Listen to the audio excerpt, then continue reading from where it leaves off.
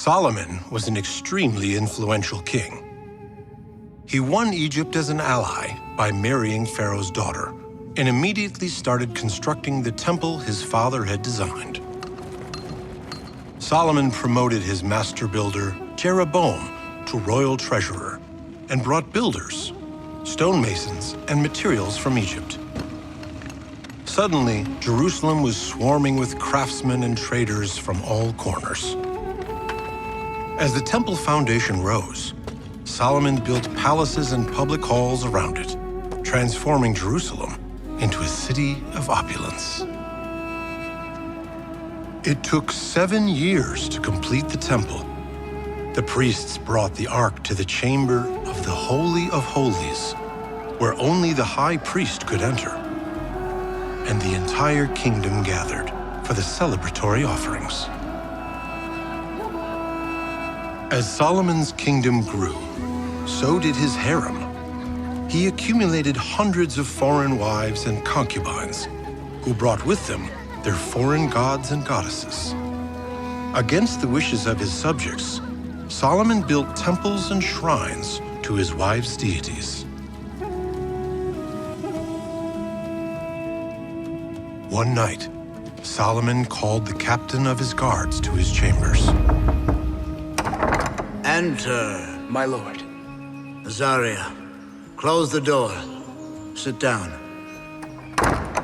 You have always been a faithful servant to me. What I say here must never leave this room. Some will assume I've lost my wits, and that cannot happen. I'll carry your words to the grave. You know that. What weighs on you? I have incurred the wrath of God. I have transgressed. Where is this coming from? It has been revealed to me. The temples, the shrines I built for my wives. I have brought foreign gods to Israel. And so God will tear the kingdom from me. He will give it to one of my servants. You have always been favored by God. Once, perhaps. Now Dan and Ephraim are embittered. And where they go, the other tribes will follow. Judah and Benjamin will remain loyal to your line.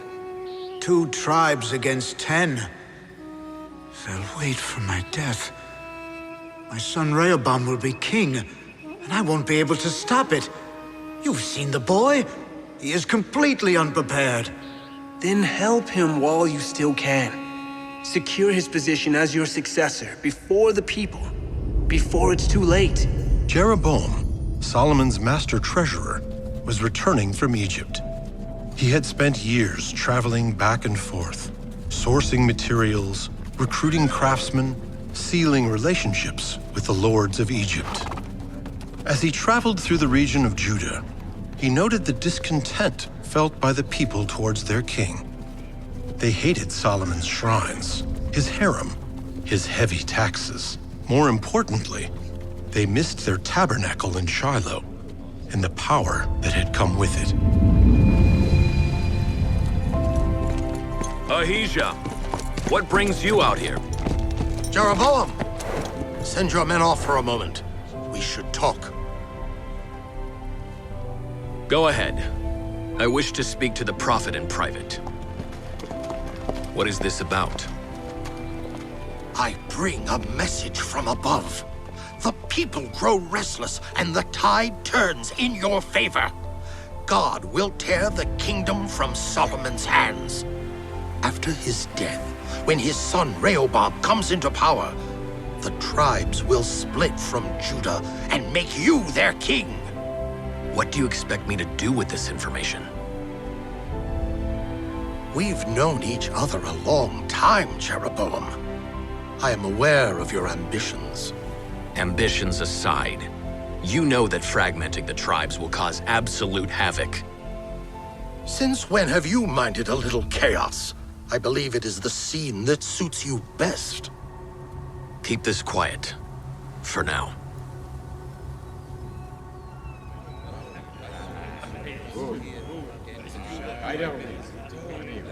King Solomon! Councilmen, elders, My reign has been a long and peaceful one. Alas, all things are transient.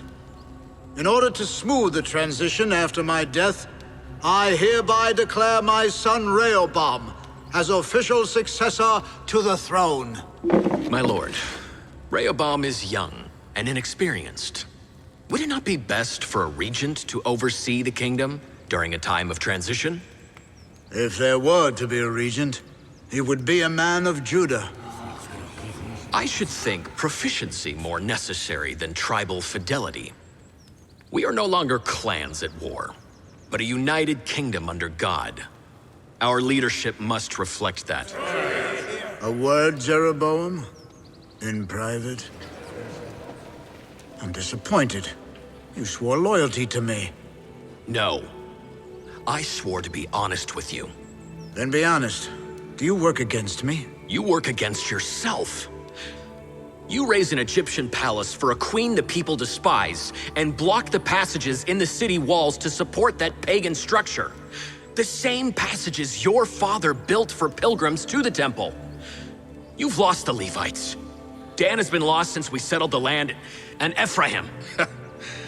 Our people have run out of patience.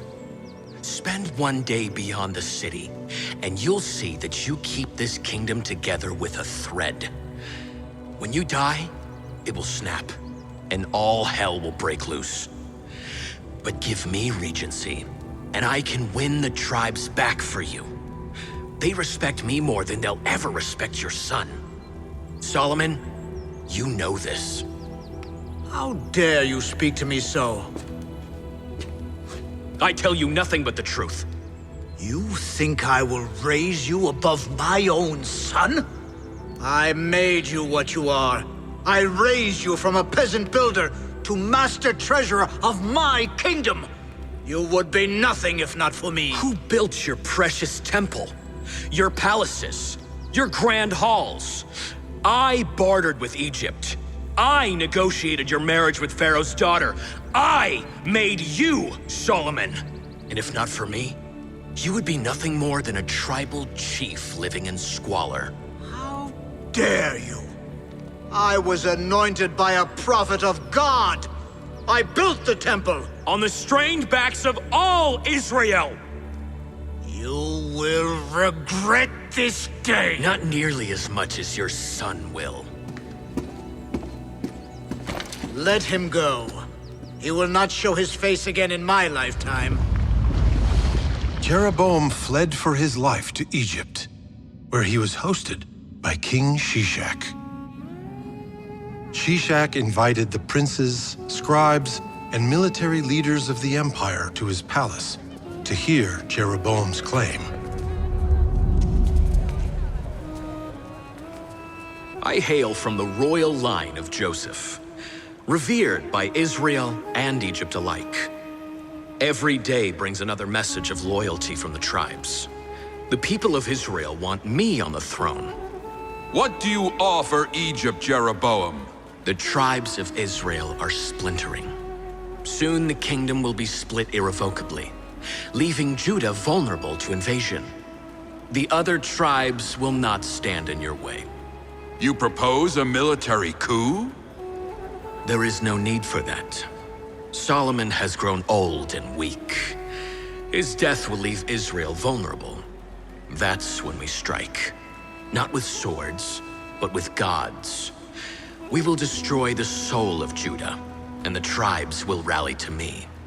All I ask is your support when the time comes. The years passed, and Solomon's life came to an end. At the request of the tribal elders, Rehoboam traveled to Shechem. King Rehoboam of the house of David. Your Majesty, before we officially accept you as ruler, we must address the issue of tax reform. Who is your spokesperson? Jeroboam of the house of Joseph. Jeroboam? That's, My lord, it's been too long. I have returned to speak on behalf of the tribes of Israel. Solomon's reign was productive, but hard on the common people. They were taxed highly for palaces and shrines they did not approve of, and underwent harsh labor. Now you are king, and have the power to lessen the heavy yoke your father laid on us. Do so, and we will serve you. I must seek counsel on the matter. Give me 3 days, and I will give you an answer. Rehoboam gathered his council, elders and young men alike. My advice? Listen to the people. Lower the taxes. With the temple complete, there is no need. I disagree. They're testing your strength, Rehoboam. These are volatile times. I would not try the people. Who knows what alliances Jeroboam has made in Egypt? A weak king is a vulnerable king. Show them you're a force to be reckoned with, or you'll lose all respect. Rehoboam, if you reject the reforms, it will end the United Kingdom. The tribes will split off. The tribe's loyalty has already splintered. It is too late to win them over. I know what I must do. Rehoboam, have you considered our request? I have. Hear my answer, Israel. If my father tethered the people to their work, I will chain them to it. If he threatened them with the fist, I will strike them with the lash. You think your pack's bent under my father? Under me they will break! You are a fool, Rehoboam! You seal the fate of your kingdom! Quiet them down before this gets out of hand. Yes, my king. Where is the justice? Why should we support a leader who promises nothing but hardship? We owe Rehoboam nothing. People, be civil. The king has spoken. This is no way.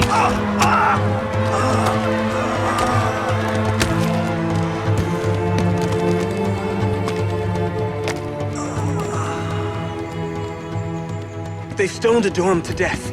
We have to get you to safety. Hurry, before they turn on you. I have horses out the back. Take me to the headquarters of Benjamin's military. Summon the Judean officers. I will not lose the lion's share of my kingdom to that scheming bastard! That night, the elders and tribal leaders gathered at an inn to discuss the future of Israel.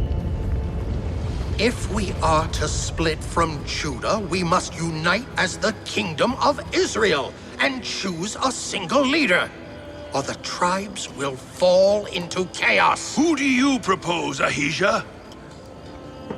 It's obvious. Jeroboam was Solomon's master treasurer. He knows how to run the kingdom, manage trade, construction.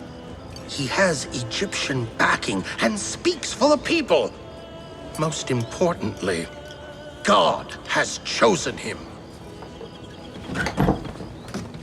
Rehoboam is mustering his forces. He's gathered 180,000 warriors. We must rally our own men! Quiet! We don't have time to muster an army. But if Rehoboam is as God-fearing as his father was, there may be another way. Ahijah, bring me a prophet. A lone prophet, Shemaiah, rode into the camp of Judah and Benjamin, teeming with soldiers preparing for battle. A prophet to see you, my lord. I know you. Shemaiah, isn't it? What do you want? My king, I come with a message from above. Leave us, all of you, now! Tell me, what does he say? These are his words. Do not make war on your kinsmen. Let every man return to his house. If I do that, I'll lose everything. I have to fight! What was it all for? All my grandfather's work, my father's work. I can't fail them. Where is your humility, Rehoboam? Who are we to question the Creator's will? Take control of what you can and get your house in order. Judah still needs you. Rehoboam heeded Shemaiah's words and returned to Jerusalem. News soon reached him that all the tribes but Judah had accepted Jeroboam as king. He was fortifying Shechem, which would be his capital. Rehoboam couldn't help but think of 12 brothers long ago, enveloped in an endless struggle for dominance. His ancestor Judah had been the heir, but it had always been Joseph to hold the torch. We have to work faster. I don't know how long we can keep Rehoboam from attacking. The festival season approaches. He'll have his hands full in Jerusalem. We can't have everyone swarming to Jerusalem now. Not when we're laying the foundations of our kingdom. You don't mean to forbid pilgrimage to the temple? The tribes will happily boycott Jerusalem. They just need another option. We'll restore the local shrine, build inns, infrastructure. The people will come. The festival season came and brought the people of Israel to Bethel.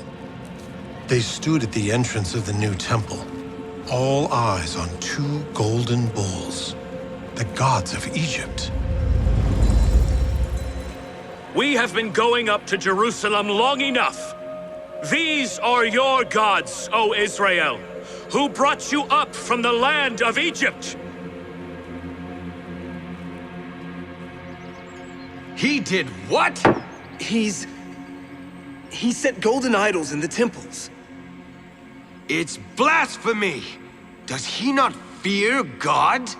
Apparently not. He's bewitched the people. They're taking their sacrifices there. He's selecting priests from all the tribes. It's chaos.